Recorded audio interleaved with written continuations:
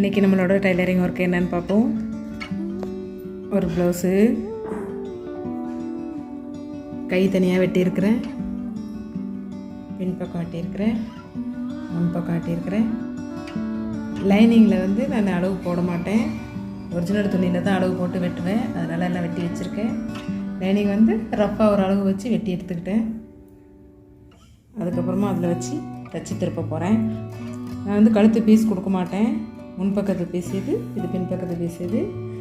கழுத்து பீஸ் கொடுக்க மாட்டேன். லைனிங் தைக்கிறப்போ கழுத்தில் ஒரு தையல் போட்டுட்டு இப்படி தையல் போட்டுட்டு அடித்து திருப்புறதுன்னு சொல்லுவாங்க. அதுமாரி திருப்பி தைச்சிருவேன். சிம்பிளாக இருக்கும். அது நமக்கு ஈஸியாக தைக்கிறக்கும் போட்டுக்கிறதுக்கும் நல்லாயிருக்கும். அதுமாரி தைப்போம். தைக்கிறப்ப பார்ப்போம் எப்படி செய்கிறோன்னு. நம்ம லைனிங் ப்ளவுஸுன்னு பயப்பட வேண்டியதில்லை. சிம்பிளாக ஈஸியாக முடிச்சிடலாம். இதுமாரி நல்ல பக்கம் கெட்ட பக்கம் பார்த்து கெட்ட பக்கத்தில் வச்சுருக்கிற துணியை இந்த முனையை எடுத்து இப்படி மடித்து தையல் போட்டுக்குவோம். தையல் இந்த பக்கம் ஒரு தையல், இந்த பக்கம் ஒரு தையல், 2 தையல் போட்டோன்னா பார்க்க நீட்டாக தெரியும். இதை வந்து படிமான தையல் லைனிங்கோடு அட்டாச் பண்ணி இந்த இடத்துல தையல் போட்டுக்குவோம். 2 கையும் இப்படி தைச்சி எடுத்துக்குவோம். இப்படி தான் இப்படி மடித்து தையல் போட்டுக்குவோம்.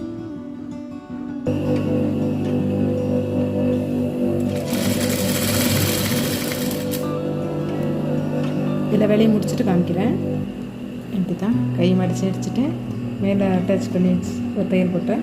மீதி இருக்கிற பிசர் துணியை வெட்டி எடுத்துருவோம். இப்போ பேக் சைடு பார்ப்போம்.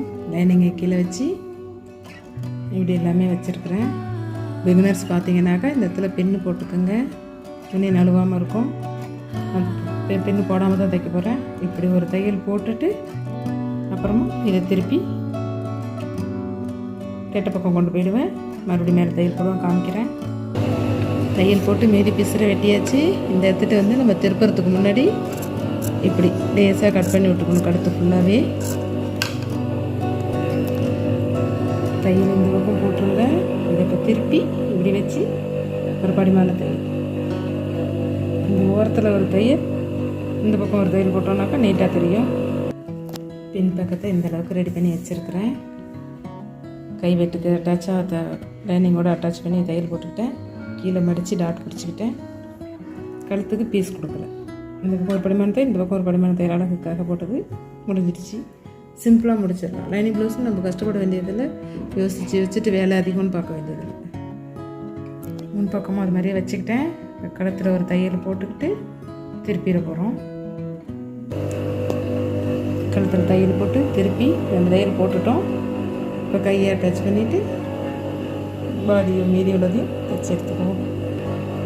இப்படி அட்டாச் பண்ணிட்டு மீதி பீஸ்லாம் வெட்டி எடுத்துட்டோம். இப்போ டாட் பிடிச்சிக்குவோம். ஃப்ரண்ட் ரெடி பண்ணியாச்சு. ரொம்ப சீக்கிரம் முடிஞ்சிடும். ஒரு பக்கம் டாட் பிடிச்சிருந்து காமிச்சேன், அதுமாதிரி இன்னொரு பக்கம் டாட் பிடிச்சிட்டேன்.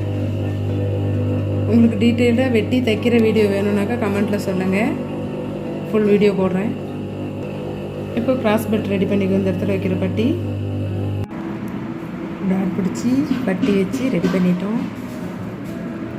இந்த பட்டி வந்து சின்னதாக வச்சுருக்கிறேன். எனக்கு கொஞ்சம் தொப்பை உடம்பு கீழே இறக்கமாக இருந்ததுனாக்கா சுருட்டிக்கிட்டு போய்டும். அதுக்கு சின்னதாக வச்சுருக்கேன். இந்த இடம் இப்படி தான் எனக்கு இருக்கும். பட்டன் வெட்டி வச்சுருவோம். 1.5 இன்ச் ஒன்று 2.5 இன்ச் ஒன்று கட் பண்ணி வச்சுருக்கேன். பட்டன் வெட்டி வச்சுட்டு பார்ப்போம். பட்டன் வெட்டி ஜாயின் பண்ணிட்டோம். பட்டன் வெட்டி வச்சுட்டோம். ஷோல்டர் ஜாயின் பண்ணிவிட்டு கை ஏற்றிடுவோம். ஷோல்டர் ஜாயின் பண்ணிட்டு கை ஏற்றிட்டோன்னா ப்ளவுஸ் முடிஞ்சிருச்சு. கை ஏற்றிடுவோம். 2 தையல் இப்படி கொண்டு வந்துடுவோம். ஷோல்டர் ஏற்றியாச்சு. சைடு ஜாயின் பண்ணிவிடுவோம். வேலை முடிஞ்சுது. சைடு ஜாயின் பண்ணிட்டு காமிக்கிறேன். ப்ளவுஸ் முடிச்சாச்சு. இந்த மெத்தடில் தைச்சிங்கன்னா ஈஸியாக முடிச்சிடலாம். ஃபுல் வீடியோ வேணும், ப்ளவுஸ் தைக்கிறது, கட்டிங், ஸ்டிச்சிங் வேணும்னாக்கா கமெண்ட்டில் பண்ணுங்கள். நான் உங்களுக்கு ஃபுல் வீடியோ சொல்லித்தரேன். பை.